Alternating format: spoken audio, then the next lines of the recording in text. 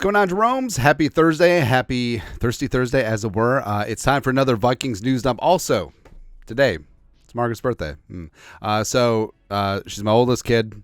She's my only daughter. And love my two boys to death, don't get me wrong. But you don't want to have a power ranking for your kids. I know that Deion Sanders does, but I think we know who's up at the top. Yeah. She's amazing. She's so smart, so insanely creative, so curious about the world and interested in other people. And I just hope she never loses that. And she's the one that made me a father, made me a parent, and definitely changed the way I look at the world. And she's fantastic. Now, we need to talk about the Lego bill because I said before, anytime it's books, anything related to STEM, science, technology, blah, blah, blah, or Legos, like she can have. But I feel like there needs to be limits because, this Harry Potter train wasn't cheap, man. But I love her. She's amazing. She makes my world so beautiful, and she's gonna change the world. She's gonna dominate the world, and I just love her to death. She's fantastic. So happy birthday, Margaret. There you go. Ooh, we're birthday month buddies. Love to see that too. Something you also love to see is buddies playing a little pitch and catch. Kevin O'Connell, a former third-round pick in 2008. Back in the day. New England Patriots to be Tom Brady's backup. Didn't quite work out. But Kevin O'Connell is one of the best young offensive minds in the game. And tossing a little. Hey, this is like the end of Field of Dreams when Kevin Costner and Ray Liotta are having a little catch. Is this heaven? No, it's Central Iowa.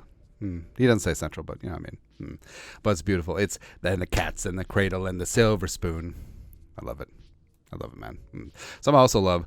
We talk ad nauseum about how Justin Jefferson does change things for the offense and the defense. He's constantly being double teamed. He's being bracketed. So you have that corner, you have that safety help over the top. That's the only way that Jair Alexander can play Justin freaking Jefferson. But in terms of seeing it numbers wise, it's pretty fantastic. So I think Arif put this together, but wide receiver double team rates over the last 2 seasons. And also it's important to note that JJ missed 7 games last year. But again, this is just a percentage of snaps where they were double teamed. So Jefferson leads the way by far at 33%.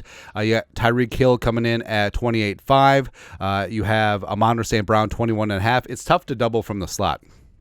That's what it is, man.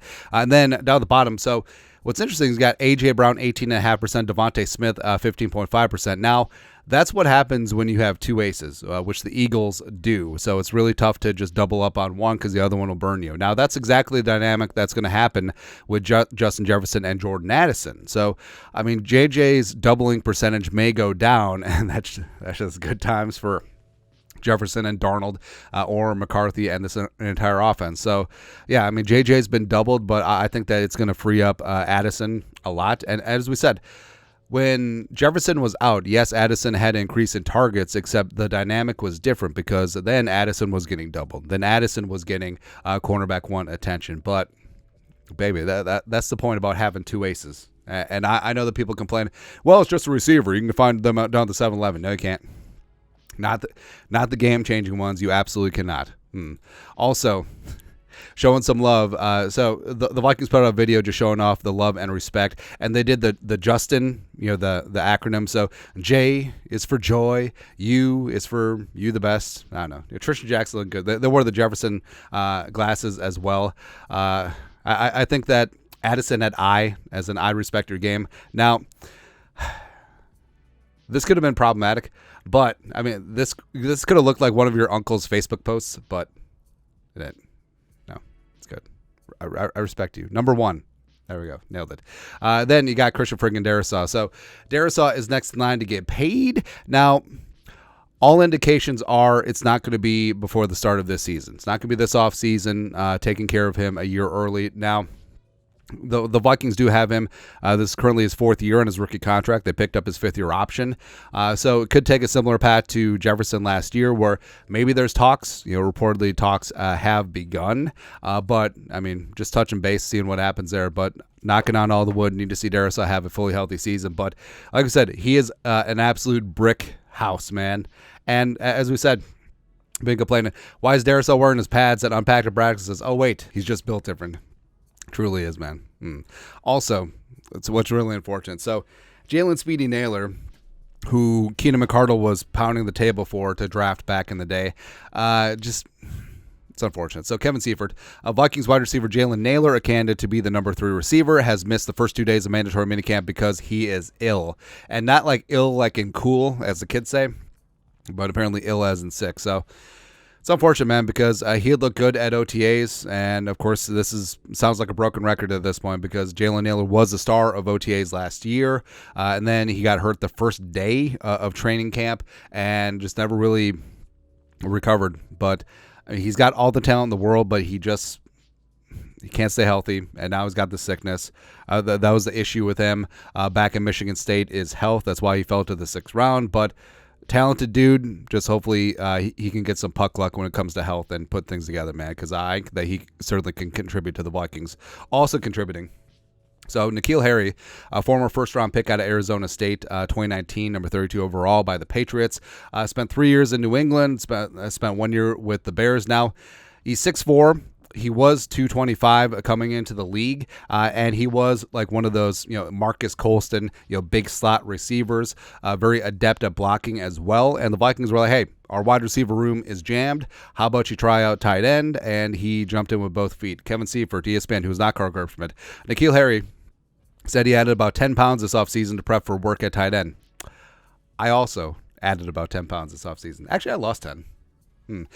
Ended 2023 at 230 pounds, he said, so now he's 240. Had heard whispers during his career about moving to tight end, but the Vikings were the first team to broach it with him. And I feel like that's always the case. Like, if you have a larger wide receiver who hasn't panned out productively, just like, moving tight end. That was the whole thing with Treadwell always. Like, after Treadwell clearly wasn't working out, the fans were just like, just moving to tight end. But I feel like this has a low hit percentage, and of course this is a last chance effort. It's sort of like, so if you're offensive tackle and you have the size and parameters and all that stuff, you're always going to get chances, because if you can't work out a tackle, they'll just be like, let's kick him inside the guard. Sometimes it'll work out, sometimes it doesn't. But rooting for N'Keal, and the Vikings definitely do have a need at tight end depth, with Hawkinson potentially up on blocks for a hot second. Also, so Kevin O'Connell, Kwesi adofo-mensah, they've overseen the 3 off seasons of this competitive rebuild, and it does seem like the Vikings are in a good place. Now, this could have been a disaster this off season, moving on from Kurt, moving on from Daniil, but they brought in a great free agent class. They took care of some of their own, as well as they brought in J.J. McCarthy, future of the franchise, Dallas Turner, a great draft class, and great UDFA class as well. Plus, most importantly, extended Justin friggin' Jefferson. So I feel like, especially with Stefanski and Kwesi's former boss, Andrew Berry in Cleveland, getting extensions, I feel like this is something that the Wilfs and the Vikings ownership will visit, where O'Connell and Kwesi, 2 years on the job, they've looked pretty good.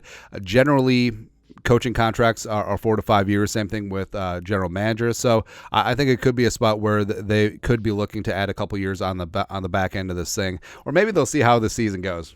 I don't know, man. But either way, the Vikings went from a old veteran-laden team that were just all in on this window to a team with a very bright future, a very young core, and one that's taking care of their most important young pieces. And that's exactly what Kwesi has done. And O'Connell, first year 13-4. Last year, the gong show at quarterbacks, but still, it's kind of amazing that they won 7 games. So is what it is.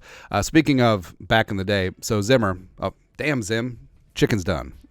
But Michael Gelkin, beat writer for the Cowboys hybrid defensive end Micah Parsons, said he and DC Mike Zimmer haven't spoken directly too much. Honestly, me and Zim have probably said first off, Zim with 2 M's? Nah. Zim with 1 M. Come on. A total of 20 words to each other. I wonder what those 20 words were. I watched your film. You are very inefficient at times, but with my coaching, you could be really, really good. Nailed it. Nailed it. He's a very quiet person. Wait. That Mike Zimmer? Quiet? Okay. All I keep hearing from the coaches is Zim likes it this way. I was like, well, I like it this way, so I can't wait to have my true sit down with him. So I don't know. Like, is this the fear-driven organization, fear-based organization that Kendricks was talking about and then rescinded since he needed a job and signed up with Dallas? I don't know, man. But, I mean, Micah Parsons is going to be a free agent sometime soon. Dallas is in cap hell. I mean, Micah, purify yourself in the waters of Lake Minnetonka. We know that you're already tight with Anthony Edwards. Let's go. Let's go, man. Lastly, so the Vikings safety rankings, which we talked about in a separate video today. The Vikings, I mean, might have the best safety trio in NFL history. Got to be close. But Harrison, Metellus, and Cam Beasley. So PFF, Zoltan Boudet ranked them as the fifth safety room in the league after they put out their top 32 safety rankings. So we got Hamilton, Marcus Williams up at the top. Understandable. Derwin and Gilman. I feel like Gilman's fine, but Derwin definitely pushes that one down or pushes it up because Derwin's a stud. Kyle Duggar, Jarrell Peppers, Buddha, Jalen Thompson. I mean, Thompson's fine. Buddha's really underrated. And then you got Harrison, Metellus, Cam Beasley. The Bengals also have three with Geno, Von Bell, Jordan Battle. Then, Cisco Thong Song. Let's go. I wanted him so bad out of Syracuse back in the day. He's good. He's really solid, man. All right, but either way, it's good to see the Viking safety room get a little bit of respect. But that's it. Pitch and catch. Love it, man. Vikings news up for this beautiful Thursday. You guys are the best. You know what to do. Skull production value.